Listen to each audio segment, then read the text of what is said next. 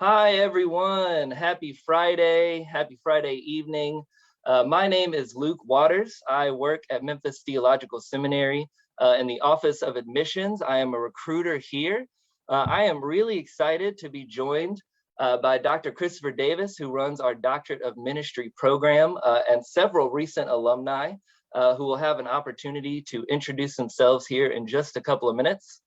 Tonight, we are talking about our Doctor of Ministry program in forming and growing churches in the 21st century. We will be doing that program here again in 2022. The application deadline is April 30th, but we'll talk about the application and all those sort of things as we get to the end of our conversation here.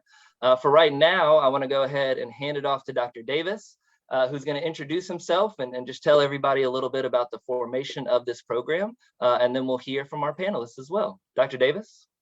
Thank you, Luke. And let me say welcome to those of you who are logged in on this Friday evening. Of course, I know without a doubt, you must be serious about being equipped to do the work of ministry if you're logged in on a Friday at 6 p.m. So again, we say welcome. I'm Christopher Davis. I have the joy of leading the Doctor of Ministry program here at Memphis Theological Seminary. We have what I believe is not only one of the most robust programs in the country, but certainly one of the most responsive programs in the country. You may be asking what makes Memphis Theological's DMin program so different than everyone else's. I think here's the thing, is we are intentional about being grounded in both the seminary and the sanctuary. We look for synergy between the two, and we take seriously what it means to help shape and develop those individuals who know they have been called to serve the local church. I think the particular track that we're talking about tonight is a wonderful indicator of that.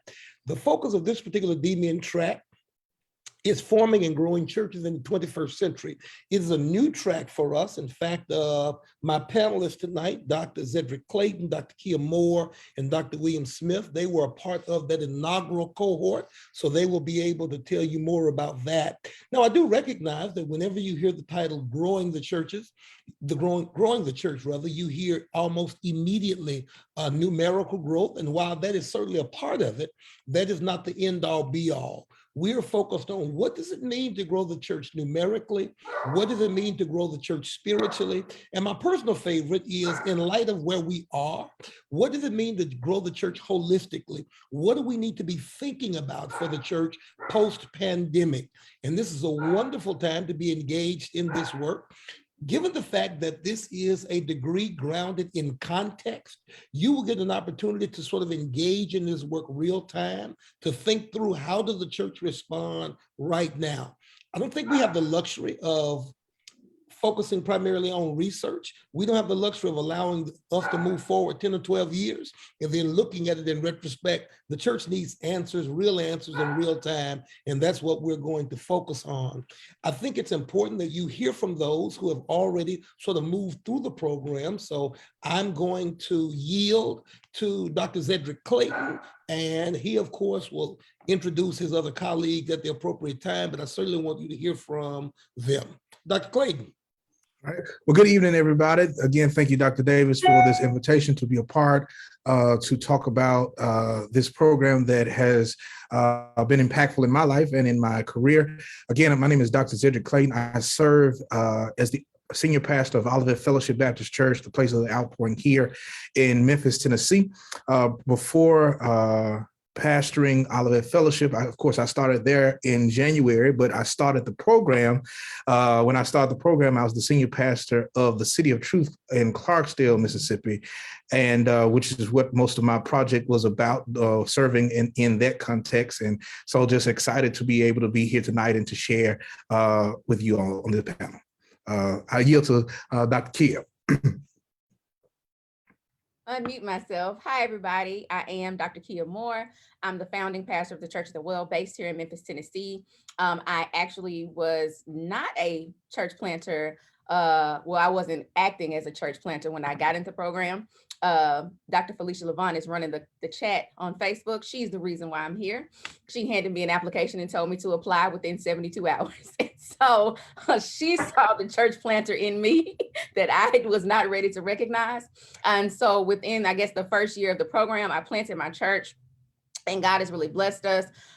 We are edging towards 500 members in 3 years, which is really, really great. And I credit it to, of course, the grace of God, but also to everything that I learned in this program. It has really helped me because I served on the executive teams for 3 of the largest churches in this region, but having the hands-on knowledge and being able to sit in class with people who think like me and people who think bigger than me to stretch my concepts really, really helped me. And I think that it is the reason why our church is able to thrive in this season, particularly in the pandemic.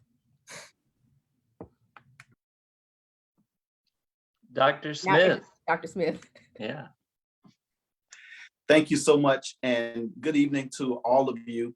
I am Dr. William Smith III, and I'm so grateful to hear as my colleagues, Dr. Zed and Dr. Kia, mentioned about growing and forming churches. I think I share in the same vein as Dr. Kia prior to this program, and even now, I don't consider myself necessarily a church planter or an organizer of a church. However, knowing, as we just heard from our dean, Dr. Davis, in knowing about growing churches and forming churches, one of the great things that I was blessed to be able to share in my ministry is that growing churches and forming churches could be a part of what you're already doing, what it encompasses. And so I use this particular degree and this experience at Memphis Theological Seminary to observe and assess ministries that I was already a part of as an overseer, as a pastor, and was able to add an extra oomph or ammunition to ministries that were already in place. And we were able to capitalize upon the structure and build upon it. Prior to ministry or being a student in the doctoral program, Dr. Zed called me, and he is probably the predecessor for me being a part of this program. Thought I was going to be in another school, you name it. I believe Dr. Davis, that's one of your alma maters. And I had applied there, was accepted. And Dr. Zed called me and said, man, listen, there are a group of us. We are starting with the first cohort on the Dr. Chris Davis at Memphis Steel. I said, man, no, I don't need school. I'm done. I'm done with all of these degrees. And really, as the story unfolds, and we'll get into this, Luke, I know, but that's really the start of me getting a part or being a part of the program, because some of the people, we grew up together and we were able to form this cohort together.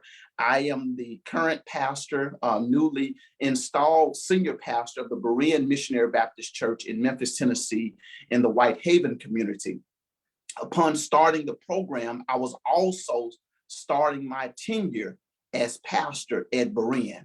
And so prayerfully throughout this session tonight, I'll be able to share those experiences of how that came to be and what it meant to be a part of the program, as well as to start my tenure as pastor at Berean. I'm grateful to be a part of this panel tonight. Thank you, Dr. Smith, and to all of our panelists. That was such a wonderful introduction. Again, thank you all for being here tonight. It's just so wonderful to hear about everybody's personal experiences going through this program and the growth that they experienced after doing the doctorate and completing it. My apologies for dropping off there for a minute. As classic internet works, it was going 100% fine until we started the call, and then it stopped working. But it's working fine now. So I'd love to go back to Dr. Clayton and just hear a little bit more about kind of where you were when you were kind of trying to decide to pursue a doctorate of ministry, and how you ended up landing on the Forming and Growing Churches program at MTS. Okay. Well, one of the things, of course, I always want to know that I wanted to do a doctorate in ministry, but I knew that I did not want to do one in preaching because there was so many people have gone through the preaching doctorate, and I wanted to be able to contribute something to the church that I thought may not have necessarily been a focal point, particularly in our context. And one of that, of course, my passion is church growth. And so when I saw this, and I immediately called Dr. Davis when I saw the flyer come out, and I said, listen, tell me more about this. What's going on? Because and I said, well, listen, if you're doing that, I want to be a part part of it. I want to be a part of the group. And so Felicia Levant was like, look, you need 6 people. So I got on the phone and started calling people like, look, this is what we need to do in order to make this group work. And so for me, it's about being able to see the church grow, not only, as Dr. Davis said, numerically, but also spiritually. But many times in the African-American context of church, most of the resources that are available to us were written by a different context when in terms of church growth and things of that nature, tools that we can use in order to see our congregations grow and flourish. And at that time, again, I was pastoring a church in the Mississippi Delta. I had 35 members when I first started, and we grew that church before leaving to around about 700 to 800 members. And so for me, it was building leadership, building programming and things of that nature. And so coming through this program has allowed me to be able to be successful in those areas. Wonderful. Yeah, thank you for sharing. Dr. Moore, would love for you to share as well. I think one of the really wonderful things about this panel is everybody has such different stories of why they were drawn to the program and then what they did with it. So Dr. Moore, let's hear your story. Well, I was working as the director of marketing for one of the mega churches here, and we were all given like opportunities to take a break. And I was actually teaching at MTS a class on digital discipleship as a workshop for Keisha, who's also running in the chat. Had invited me to come teach. And so I had taught a few classes, and I thought it was funny because I had gotten really sick about 10 years before the doctoral program, and I was in the MDiv program at MTS. A lot of people don't know this, and I had to drop out because I was so sick, like I had gone blind. I couldn't even see. And so it was always sad for me that I didn't get to finish school. And so when they asked me to come back, I'm like, these are workshops. I don't even have my MDiv. Let me just keep my head down and teach. And so I didn't know that now Dr. Felicia Levant was in the back of the class. And so after my last session, she hands me this stack of papers and she was like, I got a program and there's no women in it and you would be perfect for it. And I need you to bring this back in 72 hours. And I was like, how am I going to apply for a doctoral program? I was like, I don't have my transcript. She said, oh no, we already pulled it from the last time you were here. I already got that. What's your next excuse? And so I was like, well, what about my recommendations? I was like, I was going to get Dr. Frank Anthony Thomas to write it. He's in Germany. She's like, you can text him. And so she's like, text him right now. And he's texting me back from Germany, like, yeah, I'll write it for you. And so I literally had everything I needed, but the essays on that day. So I spent the next 3 days writing the essays, turned it in. And, you know, the rest is history. I'd always known, I guess, in the back of my mind that I was supposed to plant, but I had never seen a young woman church planter in our region because there weren't any. And so I was like, I don't, you know what I mean? Like, I don't know what this looks like. I don't know if people will receive me. And so the program also gave me the courage because then I met, you know, other women like Dr. Roz Nichols, you know, over the course of the program to see that this is something that can be lived out. This is something that can be embraced. And at the end of the day, whether people liked it or not, I had to do what God told me to do. And I gained all of that from the program. Also being with my brother. So it was really fun. Wonderful. Yeah. Thank you for sharing. What about you, Dr. Smith? How did you end up deciding to pursue the program? So mine has probably various twists to it.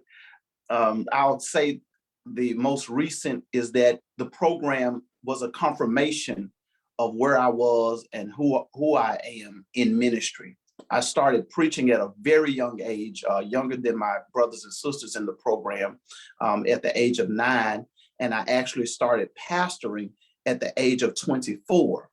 And so I was pastoring and I pastored 8 different churches in another denomination than what I'm a part of now, prior to entering into this program. And a part of my pastoral journey encompassed growing those churches. I was moved around in the Methodist denomination in the Christian Methodist Episcopal Church. And a part of those churches, I would go there to the church and the Lord would bless for us to receive new members, receive spiritual uplift, financial uplift. And I did not know that this would come to pass as a part of what I will be doing now. And so hearing, forming, and growing churches was a confirmation of my entire pastoral journey, because that's all I knew, was to form more people, form more ministries at a church, and then some way, somehow not necessarily because of my own mind or my own experience or my own resources, but the church grew. More ministries were formed. And so I was able to use this and my experiences as testaments or as a testimony. Hey, now I could put it into practice and to be able to, hey, get a degree from it and to be able to network and to see my other brothers and sisters who are actually practicing this currently and to be able to get into this. So being a part of this and getting, like I said, Dr. Zed called me and I received a bachelor's of 2 master's degrees. My last master's was in a master's of divinity. And I had just been elected to the current church where I serve. And I thought I was smooth sailing. I didn't think I needed another degree, although I wrote and envisioned myself receiving a Doctor of Ministry degree. I did not know when that time would take place. I had applied to UNANIT. I was accepted. Didn't have anyone to start the program with, so I was discouraged. And so I backed away from doing that. When Dr. Zed called me and he told me all of the people that was going to be a part of the cohort, people whom I had grew up with, we had shared in ministry with, I was like, okay, man, I'm gonna do it. I'm gonna do it just because you all are doing it. And I was still hesitant about it because I just started this new church. I was just starting there. And I actually, Dr. Davis, I go ahead and admit it because they've been saving me from this. When the class started, the first semester, I was not in the class.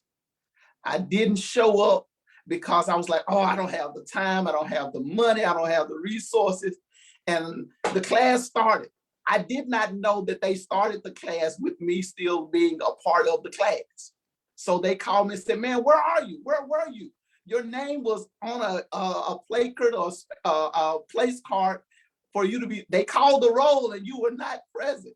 So I immediately hung up the phone. I called Dr. Davis. It took me about a day or two to get him on the phone because he was starting the other cohorts. I said, Doc, please, please, please do whatever. Listen, I promise you, since I know that I can still be a part, is there any way possible that I can get in the cohort? I thought y'all were playing. I thought y'all were joking. I'm serious now. I can do it. I can do it. And so thanks be to God, the powers that be had a little leniency and I was able to rejoin the cohort and I had to make up that class as a result of that. So I'm ever the more grateful. I do believe, I want to put this out, look real quick. Yeah. What I did learn from the cohort in total, the growth part, and I use it now in ministry in practical examples, GROWTH, that it's more about financial, spiritual, or numerically. So I use that as a platform for my vision for church ministry, growth, growing in all 3 of those areas, financially, spiritually, and numerically, R, raising the standards of churches, O, outreach, W, willing workers and being willing to be in ministry. The T is for the 5 T's, time, talent, terrain, tithes, and treasure, the tissue. And then H, house and hospitality. So I use that as a part because of this particular cohort, as a part of what I envision with me going forth in church. Well, wonderful, y'all. I mean, just so many wonderful stories about how you found this program and what has been a result of it. Dr. Davis, I'm wondering, we've heard obviously a lot about the diversity that exists within the classroom amongst the students who are part of the program, but we also make sure to have a real diversity in terms of the faculty that's teaching in this program. So I'm just really curious if you can share just maybe 1 or 2 people who have taught in the past or will be teaching this coming, and how we try to kind of balance the facilitators and the skills that they bring. Absolutely. I think, again, one of the things that makes our program unique is that we try to have a healthy combination of what we consider to be our core faculty and then adjunct faculty. Core faculty meaning those persons like myself who are part of the teaching faculty at Memphis Theological Seminary. But it's important to us that we expose our students to different thoughts, different ideas.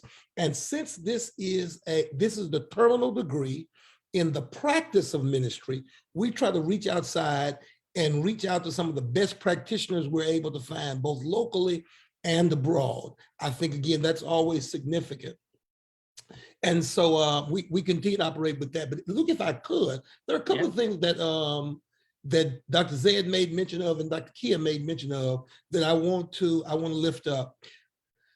Dr. Smith has said a couple of times that Dr. Zed called me, encouraged me to come, so forth and so on. So and of course, they mentioned that they knew one another even prior to starting this program. So I want to say to prospective students that is allowable. It is not uncommon within the cohort model for students to reach out to colleagues that they know who are interested in the program. When I completed a DMin at a different institution, I too was a part of the cohort model. In fact, the institution, of course, was in Ohio, but there were 5 of us in the state of Tennessee who were in that cohort together. So, of course, it made for an interesting learning journey because we were able to share ideas, hold one another accountable, travel together, and all that good stuff.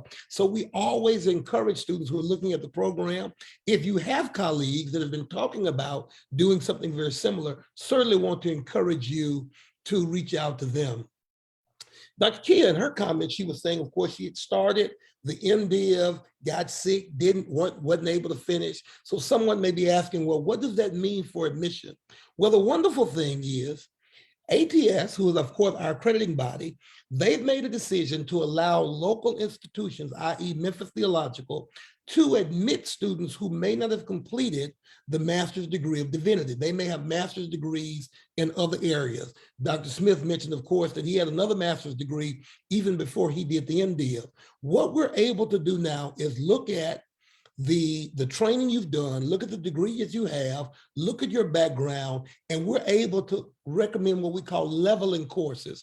That is to say, you're able to take some additional courses to strengthen you in some areas to develop a skill set that we think is going to be critical for you to be able to complete the program and still be able to admit you. So if there's someone listening who's saying, you know, I've got a master's degree in a different background, maybe a master's of art in religion, master of arts in Christian ministry, but I don't have the MDiv. Well, listen, we still want to encourage you to apply. We can take a look at that degree. We may have to do some leveling courses, but it is not a deal breaker if you don't have the MDiv in terms of being admitted to the program. So I certainly want to encourage you to apply. And the other thing I want to say that I think is unique to this program is that not only do we focus on quote unquote church planting as Dr. Kia has done, but one of the things that we also do is we engage our students around what does it mean to reimagine existing churches? What does it look like to be able to potentially relaunch an existing church with a new vision, with a new set of goals, with a new direction in mind? What does that look like? So maybe there's someone listening who's saying, you know what, I really don't consider myself a church planter, but I would like to engage in some critical study and research and engagement around relaunching the church that I'm a part of now. Well, all of that is included in the focus. So when we talk about forming and growing churches, we're not just talking about new church plants, but we're also talking about what does it mean to breathe new life into existing congregations. So we sort of cover the gamut. I will tell you, I was excited about the initial cohort because, of course, this is the inaugural cohort, but I will admit that I'm equally excited about the second cohort simply because of the pandemic. We get an opportunity in real time to sort of think through what does the post-pandemic church look like? And then being able to ground a project in that particular context, I think the possibilities are endless. So for individuals who may be looking at this, who are thinking critically now about how the church has to reposition itself, what does it mean to focus on connection opposed to gathering? What will it look like to say that you have more people who are outside of the building that are connected to the ministry than are actually in the building? I think one of the things that I've been saying to people, and of course I'll yield so these other great doctors can speak, and that is, now all of a sudden, when the Sunday morning production is not the end all be all, because the truth of the matter is the mode or the model of church that we've practiced for the last 50 years has really focused on the Sunday morning production. Everything we did pointed toward a production inside of the building. Well, when the pandemic came and you couldn't get in the building, so you could not orchestrate the Sunday morning production, What does that mean for ministry? What does that mean for being the church outside of the building? And these are questions that are still being raised. And I think there are some wonderful, wonderful projects in the hearts and minds of potential students out there that could be brought to fruition as a part of this program. Then I'm excited about we're the type of program we're committed to. You got Dr. Zed, Dr. Will, Dr. Kia, who are doing wonderful work, but different work. We create space to invite those students back to be able to share their insights, their learning. So new students will be learning real time from those who've already completed the program. So again, it has the potential of being a wonderful, wonderful learning laboratory, for lack of a better term, as they sort of think through about what it means to be the church in this post-pandemic age. So we're saying, come one, come all, come from across the country and study with us at Memphis Theological Seminary. Yeah, absolutely. I'll just say real quickly, because of our residential format in the Doctorate of Ministry program, we have students from, like you said, Dr. Davis, all across the country. I think we have over 15 states represented among our doctorate students right now, which is really incredible. Students coming from as far away as California and New York, obviously lots of local students as well. Dr. Clayton, it looked like you wanted to expand on what Dr. Davis was saying there. Did you have something to add? Yes, and I think what Dr. Davis was saying in terms of where the church is, I think this doctorate of ministry is trying to help give and put some work into the kingdom and work into the church that helps us to be able to form what the church looks like. We served and came into this doctorate program under one idea, one concept, or one dispensation of church. And dead smack into the middle of our work, the pandemic hit, and we went from thinking about church in the way we have traditionally thought about it to now trying to figure out what do we do post-pandemic. And for some of us, that meant we had to change and kind of tweak our projects and things of that nature. But I think it is one of the most critical times for the church. And I think if a person is called to the local church, if a person is called to serving in the local church, I think this is the demand for them, because we need practitioners who have the ability to share information and to deposit this information into other congregations and contexts to be able to know how do we operate now. Because at this point, the good thing about coming in, forming and growing churches in 2022 and beyond is that there are no absolutes. There are no absolutes. We are all figuring this thing out together. And so it's the ability to be able to see what works now, what doesn't work now. And the good thing about a D-Man, and Dr. Davis will share this continuously with us going through our program, is that when you're doing a project, finding out what doesn't work is just as important as finding out about what does work. And so even if your project does not work, we need to know that so we know what not to do. And so that is also powerful information to have. And so being able to share that information in this time and having people that learn and grow and become practitioners in that area, in that vein, I think is important as well. Yeah, Dr. Clayton, thank you for sharing that. Yeah, Dr. Moore, please go ahead. I was going to also add, because Dr. Davis brought up those leveling courses. I didn't want that to discourage anyone. The way that the classes are set up, I literally took, so we have your 2-week intensive, and then that's your whole semester you may write before you get to those 2 weeks. But then in between your intensive, you can take those classes. And so you don't have to take one every semester. There was one semester where I was overloaded. I was like, hey, Dr. Davis, can I, am I going to finish in time if I take a break? He's like, yeah, you'll be fine. And so you don't have to take them concurrent at the same time. You won't be overwhelmed. And it actually helped me because, and I don't know if my peers will agree, but it was, some of the stuff was fresh for me because I hadn't taken those classes. And so we'd be in class and I'd be like, oh, I just talked about this, because it was like I was starting over and starting a doctoral program at the same time. And so it kind of helped me. I wouldn't have wanted it if I could control it to happen that way, because it was a lot going on. But I think it was beneficial for me to be taking some of those, what would be refresher courses for other people, as introductory courses at the same time. And so it just worked. It worked. I want to interject right there, Dr. Kier. They done changed it on us. We had 2 weeks, now it's only 1 week. So, it's fine. It's fine. That's exactly what I was about to share. Get like another degree, like 2 doctorates. We had to go Right. 2 weeks in a row.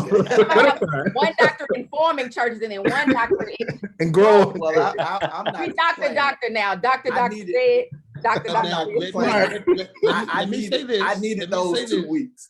Before the inaugural cohort begins to cry foul, let me explain. While it is true that they did a 2-week residency, no part of their residency was virtual per se.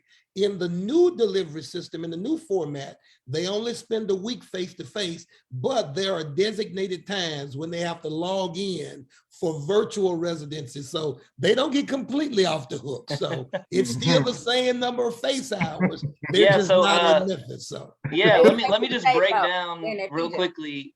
I just want to break down real quickly how the semesters work for our audience, just so that it's clear for everybody. So the semester for the doctorate program begins on June 1st. You will get some pre-work from your professors. That will be readings, maybe essays, assignments that you will need to bring completed when you come to your now 1 week long residency, which will be sometime in June or July. Then the rest of the semester will be done virtually. Like Dr. Davis said, you may have some virtual meetings that you are required to attend, which are basically follow-up residencies. Of course, you're not required to be in person for those, but they may be in intensive days or nights. And then the semester will end sometime near the end of October or November, and then the same thing will start over. December 1st, the new semester will begin. You'll get your pre-work. Your residency will be in January, and then you will have the rest of the semester done virtually. And like Dr. Moore said, if you have to take these leveling courses, they are master degree courses, and we do those really at a different time during the year. Those classes are August through December, so you're not doing those classes when you're in your week-long residency. You have your time to balance both. And then again, as Dr. Moore said, it's really about strengthening your foundation, right? If you have a master's in leadership, organizational leadership, you may be bringing a lot to the table, but maybe you need to strengthen your exegesis, your knowledge of the Bible. These aren't classes that are meant to hurt you at all. They're meant to help you improve upon the program and really be strong, have a strong theological foundation when you're doing the DMin program. Dr. Clayton used a really wonderful word that I just want to come back to real quickly. I used the word practitioner, and that's how we really love to talk about our Doctor of Ministry degree program here. You guys are practitioners. You're out in the world doing this work, hands-on, seeing what does work, seeing what doesn't. And we've also talked a little bit about, kind of how the pandemic has affected church in the world today.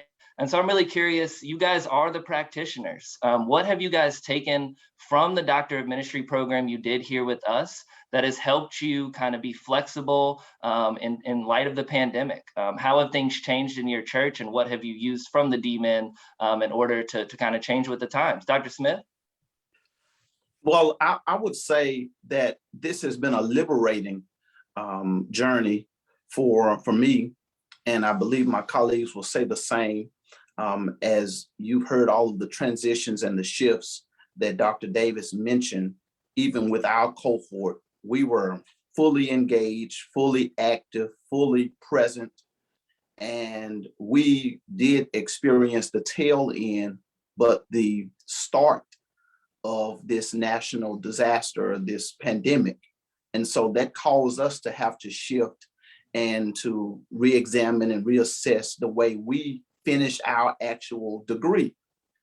Along the way, Dr. Keel will attest to the fact we even had some rough moments among our cohort as to our meetup times, our face-to-face interaction, in which we love so dearly, but it caused us to have to put safety and that before our emotional, our time together. But liberating as far as in the ministry part, because in my context, and this is to go back to Dr. Davis mentioning about that although we may not be church planters, this degree forming and growing churches is helpful, it's beneficial for the person as a whole. My actual project was based upon pastoral succession. And so that's a new thing or a rare thing within itself, where we were able to examine what I was doing in my context as I was following a pastor of a church who had been at the church, who actually planted the church and started this church. And now I'm coming along as the next pastor or the new pastor, following him as a pastoral succession. So we were trying to model a plan to put in place for future. And so this program helped me to re-examine the ministries a part of the actual church, and to see, as Dr. Davis said, how we could add our better vision or put more things in place to strengthening the preacher, the pastor, the leader, as well as the people, as well as the ministries that are in place. And so I think one of my favorite, courses or sessions was the course that we had with evangelism. And so although that's a general and a common word, evangelism for me took on a new meaning, because I was able to reassess, going back to the basics of what evangelism really means, what it not just locally, not just abroad, but evangelism, using those things now, as we know, post-pandemic or in the pandemic, going back to the basics to be able to sustain, not only grow, but to sustain your ministry. So somebody, I think one of the students at MTS now talked to me on the telephone and said, hey, oh, you still go to funerals? You still talk to the families? You still plan for funerals and you do this? And I said, yeah, that's part of in-house evangelism. And I said, yeah. And they said, well, did you have that at MTS? I said, yes, that was part of, they said, y'all covered that? I said, we did in an indirect way. Evangelism meaning talking, we had to, now pandemic, although it forced us not necessarily to be in close proximity, it did force us to gain a closer relationship with the folk in which we are serving. And so I use funeral, I use death in a family as a platform for real life evangelism. Can the people still see us? Can they hear from us? Can they touch us? Are we responding to them? And so then that liberating, that pastoral succession is what I took away from that, as well as having the support. Being in ministry for 20 plus years, being a pastor of a plethora of churches, but we still needed that support. And so forming and growing churches, does the preacher, do the pastor still have support? Where are the other preachers? Where are the other pastors to support the preacher as the preacher supports the folk in which he or she is serving? And so that's one of my greatest takeaways from this cohort, where we were able to not only study together, not only read together, but we were able to spend the joys of our ministries together. And then plenty of times, Dr. Zed and Dr. Kia would say, we even cried together. We were able to cry together, fuss together. We said some words that are not printed in the Bible together. We did it together. And these are the things, these are the things that we did together. So I'll pause and I'll digress at that point. Yeah, Dr. Moore, thank you for sharing that, Dr. Smith. I mean, it sounds like you took so much away from the program. Dr. Moore, you were in a really unique situation where you were not only planting a church in the pandemic, but then trying to grow a church in the pandemic. So yeah, would just love to hear from you as well. What did you take away from this program that's really helped you be flexible in this time? So I'll start by saying your doctoral project is also an opportunity to be prophetic. It may not be necessarily a major issue that you're facing now, but something that you foresee happening. So when we started this program, I was like, hey, I want to talk about digital discipleship. How do we engage people online? This was, what was it, you guys, 2017, 2018? I'm like, 2018, how are we gonna engage people online? I was like, I kept saying, we got to stop thinking about just butts in seats. Let's talk about eyes on screens. This is in 2018. And so everybody was like, oh, we worried about our own church. I didn't have a church at the time. And so I'm creating this project, and I'll never forget our last preceptor, I guess is what you would call them, before the pandemic hit. She was like, girl, ain't nobody worried about streaming online. And I was so sick. I was in class like, oh my God, like she hates my project. As soon as that project was over, right, the pandemic hit. That was our last class together. And at that point, it was like I had all the research, right, for what churches need to do because I had been looking at it and reading it. And so what I did was not only did it help my church, but it helped me as a professional. So if you're watching this and you're like, I'm not a pastor, I don't want to plant a church, but I help churches, right? I'm a consultant because that's what I do for my day job. You can also apply to the program because it will help you better engage your clients. And so my doctoral project wasn't even on my own church because it was still too new. It was still too, it was an infant. And I was like, I want to work on something that's already established.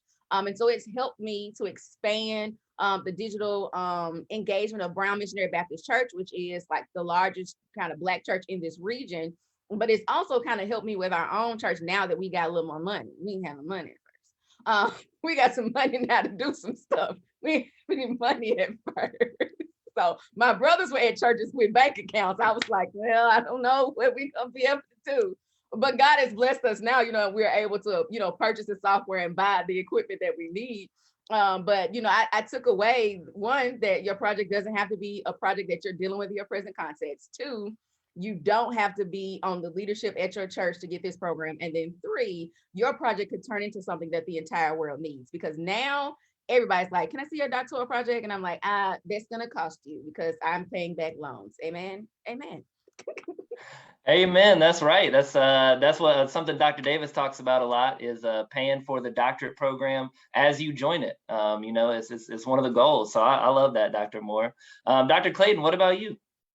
Well, again, I think all of us, and I think we talked about this amongst ourselves, everyone in our cohort made some type of transition either while in the cohort or right after. Everyone either got Alexis transitioned from the educational sector to the nonprofit sector. Jordan Taylor became the pastor of a church. Kia planted a church.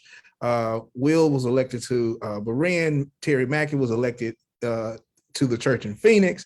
And then right after, I was elected to the church at Olivet Fellowship Baptist Church in Memphis.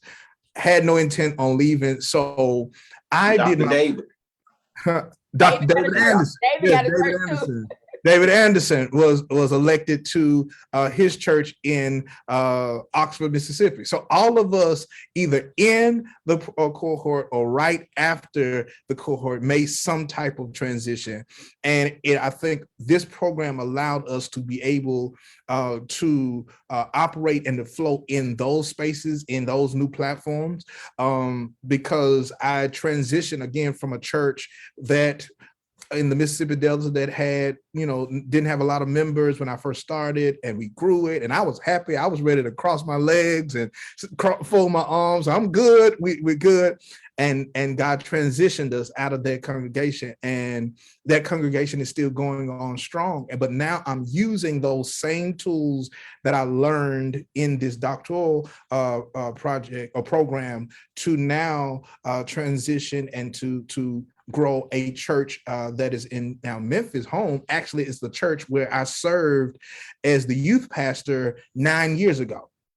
And now I've been called back to serve as a senior leader, and we're seeing growth, and we're seeing not only numerical growth, but spiritual growth and financial growth that is happening. And it's because we're able to implement some of the tools and resources that we've learned as a result of this program, which means that the information not only works in the Mississippi Delta, but it also works in the inner city. And so it has the ability, and that's one of the things that we also want to know. Can your information be transferable across context?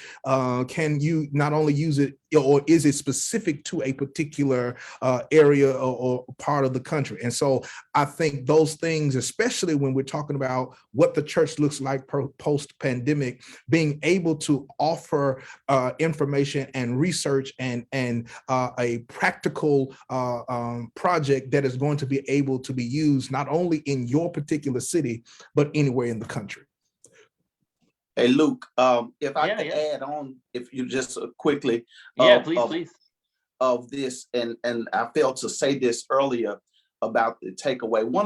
And I say this, one, because he's on with us, but then I would say it out loud if he was not. But I appreciate you, Dr. Davis, for taking a good step toward, I guess, toward the future, and taking a chance in this area with this new program, and that you didn't give up on us, but you challenged us. I know that we tried to make it look good, and we're still trying to make it look good. And I think a lot of people think that we were just handed a degree, but I'm a witness. I'm a witness that we were challenged, and it's not a piece of cake. But we don't want that. Those who may be watching and the prospective students, don't let that discourage you or frighten you, because being a part of a cohort and being at MTS, their goal is to walk us all the way to the finish line. And that's what I wanted to take away, to say I'm appreciative that we were not left alone. We were not left behind, and I appreciate the stick witness of this program that I made that word up, so that's not a doctoral word. But I'm also appreciative that we had great invited instructors and adjunct professors who, one, they have some type of experience in forming or growing churches, or that they have planted their own churches, and they didn't just share their successes in ministries, but several of them had flaws, and they had the errors where they were able to testify about those experiences along the way in their years of ministry. So I think I can speak for my cohort. We are most appreciative of that they were able to sit with us in real time, real life, and to cry among us about some of the things that they would change, and which gave us a really edge in ministry of how we would do or not do those things going forward. So it stretched us. And most of all, Luke, thank you for this opportunity. It was a worthwhile experience. Is it going to be worth it? I think you have some representatives right now that, and I'm one of them, that I wholeheartedly say it was worth the experience. And I would also add, before we move, not to give up. They're going to laugh when I say this. The first class was the hardest. Yes. Oh, yes. And Dr. Courtney Thank Pace. God. I missed it. Woo, I'm still mad that you got to skip that. But Dr. Courtney Pace, woo, we were in that class every day, like, okay, this is what it's going to, I mean, you know what I mean? And it was like, but once we got through that class, every class was challenging, but it was like our minds were already made up that if we could get through Courtney Pace, we can get through anything. Because that lady was just like a walking history book. And she's like, small lady, petite lady, sweet voice, but she was nothing to play with. And we would be in class like crying. She'd come in with books that weren't on the syllabus. We're like, we didn't even read that. Why do you expect us to know this? And, tearing up our papers, like, send this back, don't do this. But she prepared us, and she set this standard. And so I think somebody might walk into that if you don't know your whole cohort. Like, we were bonded already, right?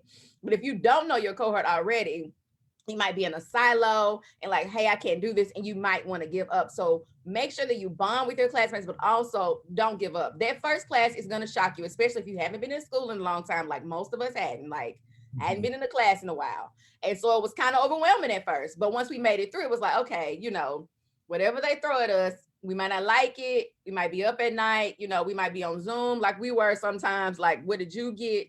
But we made it through, and it was going through that first class that really helped us. Yeah, and I'll also say that, piggyback on both what Dr. Will and Dr. Kia both said, is that, first of all, being able to share, for professors to be able to share with us the failures, because a lot of times when you talk about forming and growing churches, you only hear about people's success stories. You only hear about how they went from 2 members to 2,000 in 6 weeks. You only hear about that kind of information, and it's like, yeah, that's not the reality, and that's not the rule. That's totally the exception. But being able to hear how people went through, some were put out of churches, some had to leave churches, some had members to leave and how you bounce back from those particular contexts and those kinds of things. As I think others have mentioned, what their D-Men project was on, mine was on doing outreach as a form of evangelism. How do we take outreach and reaching our community and using that as a form of evangelism to draw other people into the church? And so being able to hear what other ministers and pastors have done. And I think even one of the unique experiences we talked about was with Dr. Barry Anderson and how his congregation does burritos for the homeless in the downtown Memphis area. And that kind of thing is a form of evangelism and reaching out, and how people have honest conversations, like to say, hey, listen, you may show up for food, but you're going to meet Jesus, that kind of thing. And being able to see those particular or hear those particular stories and how people have used innovation to be able to reach other people for Christ. And so that's also been impactful for me as well. Well, thank you all for sharing that. Dr. Davis, I know that you have a course to teach here in a little bit, so wanted to see if you had anything else that you wanted to add before you have to leave us.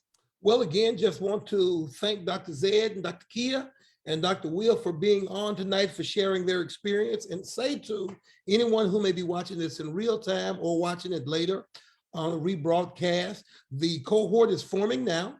The semester starts June the 1st. So go ahead and start getting your information in so that we can get you admitted to the program. And I trust and believe now. What I cannot promise is, of course, all of them experienced vocational change and upward mobility as a result of they went to new churches and new opportunities and so forth. I can't promise you all of that. But what I will promise you is, if you do the program, when those opportunities come along, you will be prepared and equipped to respond accordingly. So get that application in. I'd love to see you in the second cohort of forming and growing churches at Memphis Theological Seminary. Yeah, thank you, Dr. Davis. Panelists, I'd love for you to stay for just a few minutes longer. We've got a few minutes left here before 7. We had a really wonderful question come in from Facebook that I would love to hear about. I will, at the end of this call, just share for a few minutes for everybody who's here about how to apply to MTS and how to reach out to myself and my coworker, Dr. Levant. If you have more questions, if you want to learn more about the application process at the end. But I want to bring it back to something that Dr. Clayton said. We had a question that was something that you had spoken about. You talked specifically about growing the spirituality of your congregation. And so we had a Facebook question was, were there any unique things that you all do to increase your congregation's spirituality? And especially if you learned any of them directly from our program. One of the things I'll speak to kind of how we had to reach people specifically, or be more intentional about how we reached people because of the pandemic, right? So we had to take our ministers and deacons and take our role and split it into half and share it, and being able to have them to calling and giving checkup or wellness calls, but then also being able to understand, now that we know the needs, how do we meet people there? How do we reach people at the area that they need? And so within understanding too, some of the social needs and spiritual needs of our community. We were seeing some of the things that were going on, in particular when it comes to grief during this pandemic, right? So people were losing not only loved ones, but their sense of normalcy had shifted and changed, and people were wrestling with depression and things of that nature. So creating a ministry that deals with grief and speaking particularly to those areas was some of the things that we did to help spiritually grow people in that area. Because a lot of times after the funeral or after a person loses a job or financial status, we say, we're praying for you, keep going, God's going to fix it. But this forced us to really slow down and really minister to those areas that people were wrestling with spiritually. And so we were beginning to see some turns in those areas as well. Well, that's incredible. I mean, I know everybody has struggled at some point during the pandemic, and the fact that your church was out there reaching out directly to people to see not only what spiritual guidance they needed, but personal, emotional, job-related guidance, all of those things. That's an incredible story. Dr. Moore, Dr. Smith, did you have anything that you wanted to add? I would. One of the things I recall as Dr. Zed was speaking, one of the class, I go back to that, I believe it was the evangelism class. We were instructed, if you all remember, y'all help me, we were instructed to, I think we were paired up into like 2 or 3 people in our cohort, and we were instructed to come up with what we called an evangelism plan. And so what we did was virtually, y'all remember, we did a video, and I think it's out there online now on the internet, where we all shared our own definition of what we thought evangelism meant or is to us. And then we paired together, we took our own context with the other partner's context, and we compared it with another ministry's evangelism plan to come up with a big plan as to what will be a model evangelism plan going forward. I think that was very helpful for us to see smaller, larger, medium ministries, as well as what they were doing. As a result, Dr. Zed, he didn't share this, but some of his tangible and practical things, they were giving away things at the gas stations, at the grocery stores. Dr. Kia, who, as she was even forming her church and growing and starting and planting, she was able to help the people in her community across the city. She's now known as, Dr. Orr is known as the flying fish. She's known as the billboard preacher. And so they were able to go out and to put ministry into practice, evangelism, on helping those people who were in need. And as a result of that, so when Dr. Keo knew of another family that could be helped because of loss and fire and because of tragedy, because I saw her at work, then now me being in ministry, at an established ministry, we were able to house those things at our church and to give back to that family. Wow. Yeah, I mean, really powerful stories, y'all. Dr. Moore? I was going to say, being around, my brothers and I, we did end up having another woman to join our cohort, Alexis, but she was not a pastor at the time. So being around my brothers who were pastoring in established churches, what I was hearing them say, and this is no dig to the places where they were, was that when they come in and they start to, I guess, grow the church, they would be contending with, the traditions that were already there, the systems that were already there. And so hearing that, I was like, I've got to figure out how to really embed this foundation in, something that's livable and workable. And I realized that a lot of times people don't have like really clear and concise discipleship models that people know and they can, repeat.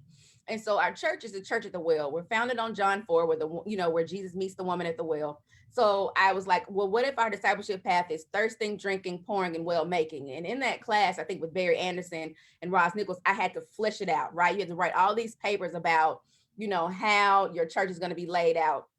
And within that, so thirsting is like when you're thirsting, for connection with either people or for Christ. And then drinking is when we meet you, right, at the church, when you come in to worship, or maybe when we meet you at the gas station where we're giving out gas. Pouring is when you get to the point where you're able to lead or to serve. So you might be running one of those initiatives or leading small groups. And then well making is when you actually make disciples, right? You bring people in, they accept Christ or they're baptized. And then we had to break those down further. And so through that, the pouring part, I was able to build out my small group ministry and actually hand off some of that early responsibility to other people. So I didn't have to teach a Wednesday night Bible study as a new church planter. We had these small groups, and then we opened the door for people who didn't have to be members. We were reading some book and they were talking about evangelism and how sometimes we have the doors locked and people, we can make things more accessible. So I was like, hey, you don't have to be a member, just come to small groups. That is actually one of the fastest ways that people join our church. They see their friend online saying, they come and they have these casual conversations, and it's not even laborious. They take my sermon, they pick 3 questions from the sermon, and then they talk about it. And they're doing it online. And then people end up joining because they want to be with the people who they've been bearing their souls with. And so all of that came out of that class with Dr. Roz Nichols and Dr. Barry Anderson about, how do you, what was it called, you guys? Your context, it was 3 C's. Context, community. I don't remember. I can find the paper, but anyways, once we had to break that down, that's where my discipleship model was really teased out and strengthened. That's where that small group ministry came from. And that's one of the reasons why people are joining my church. It's not Sunday morning, it's Wednesday. And I'm not even a part of that conversation. And so we were able to help them see the discipleship is not just Sunday, right? And so I was able to communicate all of that because of what we learned in the program. Well, honestly, I'm not sure how anybody has sat through this last hour and is not going to apply after listening to y'all's stories. I mean, the work you guys are doing is incredible. And it seems really clear that you all were transformed as a part of this Doctorate of Ministry program. So for everybody who's on the call, we are going to spend a couple minutes talking about how to apply and how to connect with the people who work in the admissions office. But I do just want to take this quick moment to thank all of our wonderful panelists, Dr. Clayton, Dr. Moore, and Dr. Smith. It is so wonderful that you all joined us and shared your stories. And we're hoping that the cohort that we bring in this year is just as strong as the work that you guys have done. So thank you guys again for joining us tonight. Thank you. Reverend Gunn, if you don't mind sharing the screen so we can go ahead and show students how to pursue the application process.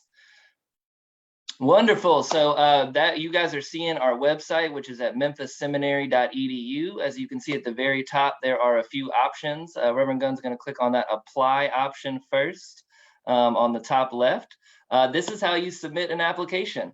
Obviously, you guys can call us with any questions and we will talk you through it. But if you are ready to go ahead and hit the ground running, just click apply at the top of the page. You'll see here that there is a DMin application right in front of you. Reverend Gunn, if you don't mind clicking on the DMin application real quick, just so we can see all of the different components of it. In terms of the application, there is a short online form, which you get through here. We are waiving our $65 application fee, so you won't have to pay that if you apply this year. Like I said, the online form, we do need transcripts from every college that you've attended, both in bachelor's and any graduate school.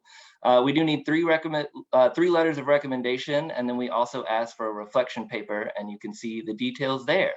So that is the components of the application. If you're a former student from Memphis Theological Seminary, there's a good chance that we have your transcripts on file since you are already a student. So reach out to us. Let us know that you're interested in applying to the program. We'll check and make sure you have your transcripts so that you don't have to worry about ordering those again. Reverend Gunn, can you go back to our regular page and then click at the very top that schedule a visit? This is if you are interested in getting in with those of us that work in admissions. There are so many different options that are flexible to your schedule. Obviously, we had our Doctorate of Ministry virtual information session tonight, but you can schedule a visit where you come visit the campus and talk to us directly, or we do a virtual phone call or Zoom. There's a lot more options as well. You can contact a recruiter directly and we'll reach out to you within a day or two and get you information about the program. You can also come and I'll scroll down just a little bit, Rev. Yeah, come and get there's a virtual campus tour on there so you can see what everything looks like. And then this is what I wanted to show everybody, that individual or group virtual visit. If you're interested in talking to us, this is a really easy way to go about it. Or you can just reach out to us directly. My name again is Luke, and my information is on this website in a couple of different places. Yeah, would love to hear from anybody and chat more about the program and the application process. And then just the last reminder, the deadline is April 30th. Yeah, really hoping that you all apply. And as we can see, really incredible students as a part of the program. This last quick thing, this is the program guide that is also on our website. If you have any general questions about the program, you can definitely find a lot of the answers here. Or as I said a couple of times, reach out to us. We'd love to chat with anybody. With that, we are officially done with our Doctor of Ministry virtual info session. We will have a few more coming up on subsequent Fridays, so please join us here on Facebook Live. Again, Dr. Clayton, Dr. Moore, and Dr. Smith, thank you so much for being here this evening. We really appreciate it, and hope you all have a wonderful rest of your night.